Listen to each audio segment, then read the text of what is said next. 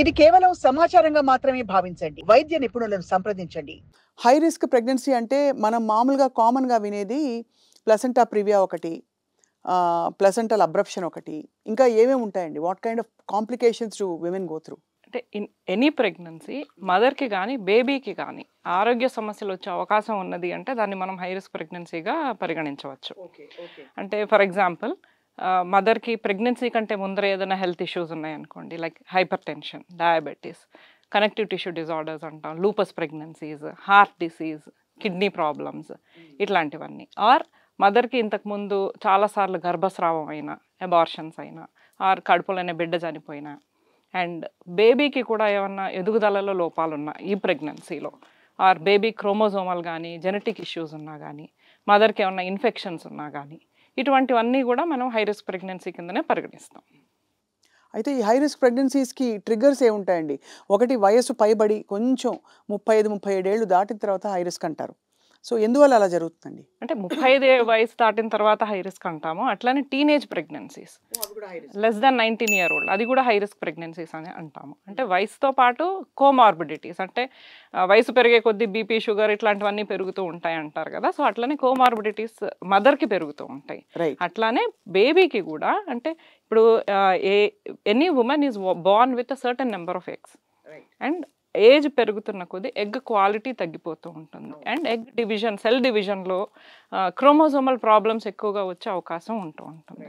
So age 35 and above mostly మదర్కి comorbidities వల్ల కానీ, బేబీకి క్రోమోజోమల్ ప్రాబ్లమ్స్ వల్ల కానీ ఆరోగ్య సమస్యలు వచ్చే అవకాశం ఉంటుంది. హై రిస్క్ ప్రెగ్నెన్సీ ఒకసారి వచ్చాక ప్రతి ప్రెగ్నెన్సీ రిస్క్‌లో పడుతుందండి? పడే అవకాశం ఉంటుంది, ఛాన్సెస్ ఎక్కువ ఉంటాయి. అంటే it also depends on what type of risk. అంటే ఈ ప్రెగ్నెన్సీలో బీపీ ఎక్కువ ఉన్నది, ప్రీటర్మ్ డెలివరీ చేయవలసి వచ్చింది, నెక్స్ట్ ప్రెగ్నెన్సీలో మళ్ళీ బీపీ వచ్చే అవకాశం 25% వరకు ఉంటుంది. ఓకే. సో అట్లా ఇంతకు ముందు ప్రెగ్నెన్సీ హిస్టరీ కూడా మనకి ఇంపార్టెంట్. సో ఇప్పుడు మీరు చాలా కండిషన్స్ చెప్పారు. అంటే మదర్‌కి బీపీ పెరగడం, జెస్టేషనల్ డయాబెటీస్ రావడం, ఇలా రకరకాల సమస్యలు ఒక పాయింట్ అయ్యాక మొదలవుతాయని చెప్పేసి. దాని సూచనలు బిఫోర్ ప్లానింగ్ ద ప్రెగ్నెన్సీ ఈ తల్లికి ఇలా ఉంటాయని తెలుస్తుందా? తెలిసే అవకాశం ఉంటుంది. అందుకే మనం ప్రీ ప్రెగ్నెన్సీ కౌన్సిలింగ్ అంటాం.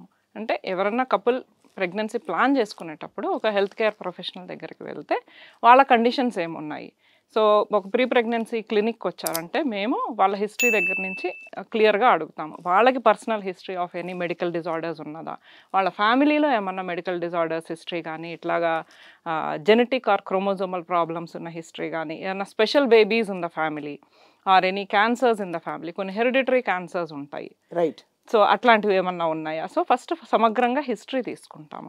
తర్వాత వాళ్ళకి ఏమైనా సంబంధించి వాళ్ళ హిస్టరీకి సంబంధించి ఏమన్నా బ్లడ్ టెస్ట్లు చేయాలా, ఆ రొటీన్గా ప్రెగ్నెంట్ ఉమెన్ ప్రెగ్నెన్సీ ప్లాన్ చేసుకునే ముందర వాళ్ళ హెల్త్ కండిషన్ తెలుసుకోవడానికి కొన్ని బ్లడ్ టెస్ట్లు చేస్తాం. సో ఈ విధంగా మనం ప్రీ ప్రెగ్నెన్సీ కౌన్సిలింగ్ ఆ టైంలోనే మనం వాళ్ళ హెల్త్ కండిషన్, రిస్క్స్ అన్ని ఐడెంటిఫై చేయడానికి అవకాశం ఉంటుంది.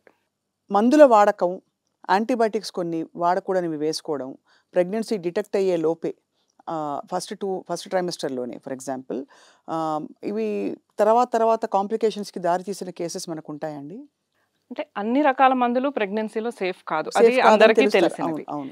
కాకపోతే కొన్ని రకాల మందులు అబ్సల్యూట్లీ కాంట్రా ఇండికేటెడ్, అంటే అస్సలు వాడకూడదు అని ఉంటుంది. సో అట్లాంటిది మనం యూజువల్లీ ఇట్లా ప్రీ ప్రెగ్నెన్సీ కౌన్సిలింగ్కి వచ్చినట్లయితే మనం ఇదిగో ఇట్లా వాళ్ళు ఏమన్నా మందులు వాడుతున్నారు, suppose lupus pregnancy, suppose diabetes, వాళ్ళకి యూజువల్గా జనరల్ పాపులేషన్లో వాడే మందులన్నీ మనం ప్రెగ్నెన్సీలో వాడడానికి అవకాశం, ఎస్పెషల్లీ డయాబెటిస్.